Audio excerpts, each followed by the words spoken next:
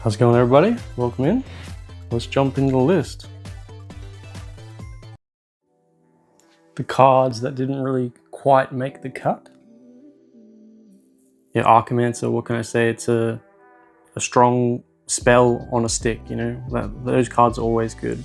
Has a body as well, right? A really solid body, like 4/3s, you know? That's a good body, man. Really. Solid card. The Enslaved Juggernaut's just a crazy card when you think about it. Like, Haven has a 4 cost that gives you, it's a 4/4 that gives you +2 attack for the attack. And this is a 3/3 that costs 3, gives you +3. You know, that's a good body, hard to remove, and it has a lot of, aggro potential. Obsidian Gargoyle, you see it in freaking, I don't know, in Necropolis decks with the graveyard summoning it. Like, it's just in every deck pretty much. Like, it's so, above rate, like 1/5 blocker, you just want it to live, and it does that, and it's immune to spells, so it's really hard to remove. You can't kill it with stuff, you gotta actually trade into it. Lion Shield, a really great card. These honorable mentions in no particular order, but this would be number 13. Like, this is a very solid card. Like, I run one of it in every deck, except for maybe aggro. You wouldn't run it in aggro, but just, nuts card. Just getting Holy Shield just delays your opponent so much. Yeah, great card, super underrated. Crimson Apprentice, like, just a crazy over, like, I don't know, this card, I compare it to Skeleton and Soldier. They're both 1/1s that have no abilities, don't have ranged, and have the same generation cost and cost the same to summon. So this card is just ridiculous. Has ranged alone is overpowered, and then not to mention the fact that it also gives you damage to beasts, has an ability. It's crazy. You know it, you love it, you hate to see your opponent play both of them first turn. It's the Rakshasa Raja. Insane statted card, immune retaliation, just a beater of a card. Number 12, Jin Mentor. 3/5 flies, that's solid. Deploy, gain 1 XP. You're paying 2 extra mana for a 3/5 body, essentially, compared to the XP spell. Like, think about that. It's a strong card, like $6. She's very strong, very strong. Ancient Jinn who train wizards. Their riddles hide truths, sharper than blades. Understand me and master yourself. 11, Dance of the Dead. Summon 3 undead that cost 2 or less from your graveyard. Like, just very good card for, Necropolis.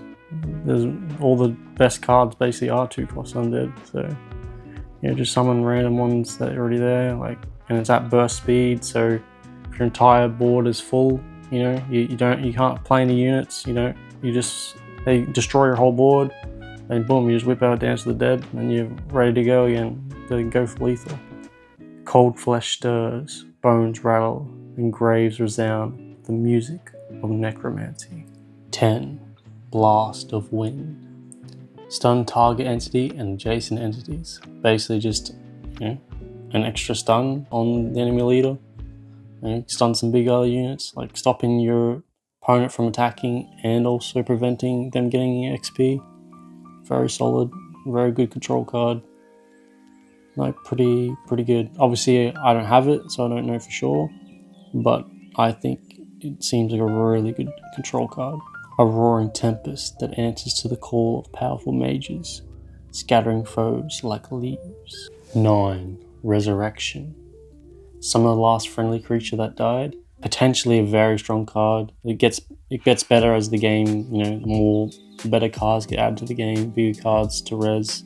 I have not seen much of it, but in theory it's a very strong card, and obviously I don't have it because I'm not a whale.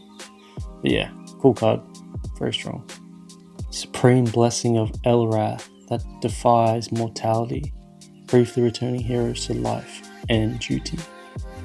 8, Lightning Burst. Deal 3 damage to target entity and adjacent entities. Very solid card, board removal, plus it also does damage to leader. Just Very solid card. You're getting 3 lightning strikes in 1 card, and 3 lightning strikes would cost 9, you know. This costs less than 2. Sudden eruption of electric wrath, stunning foes in crackling fury. 7. Necromancer's Helm. Whenever a non-Necropolis creature dies, summon a skeleton. So yeah, insane card, unless you're going up against Necropolis or you're playing Necropolis.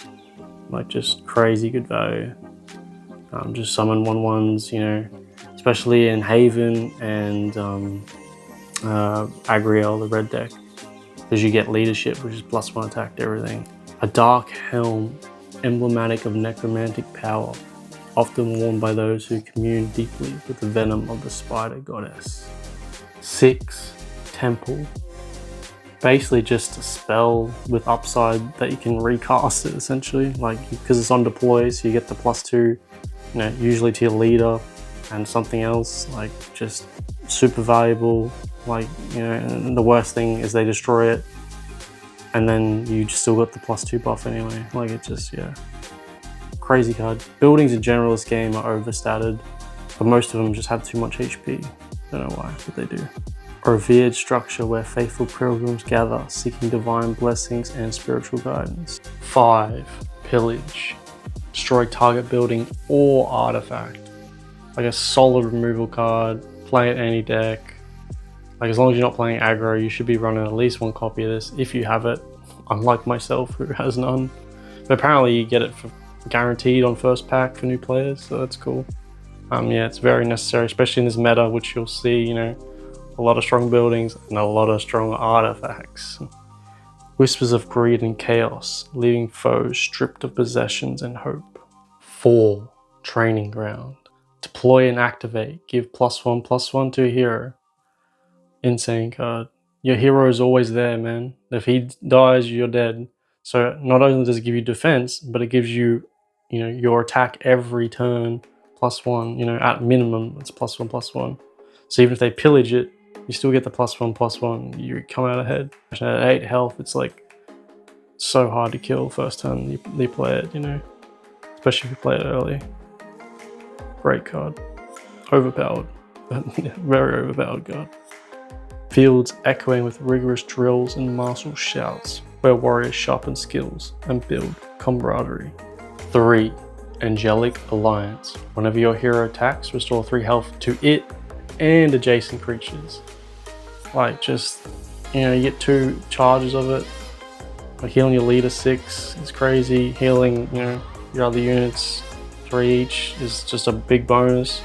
And also, if you got, you know, playing the heal deck, you know, your elements will go crazy, like 3 triggers. You know, nuts.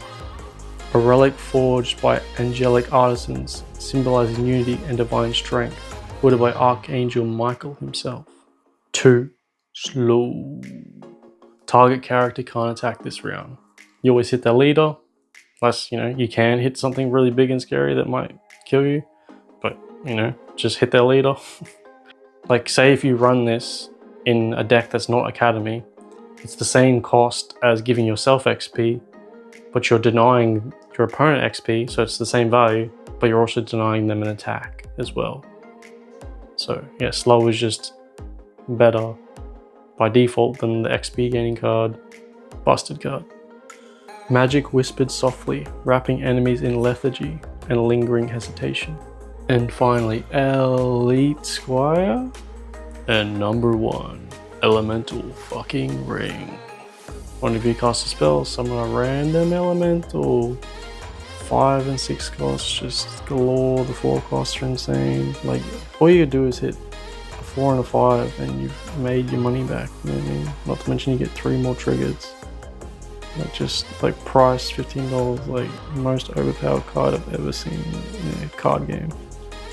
Like, just so unbalanced. It needs to be how much you spend on a spell is what random elemental you get, +1, you know what I mean? So you spend 1 on a spell, you get 1 + 1 equals you get a random 2 cost.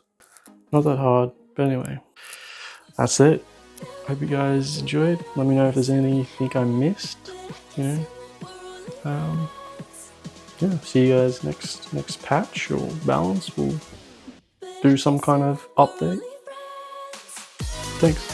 See you.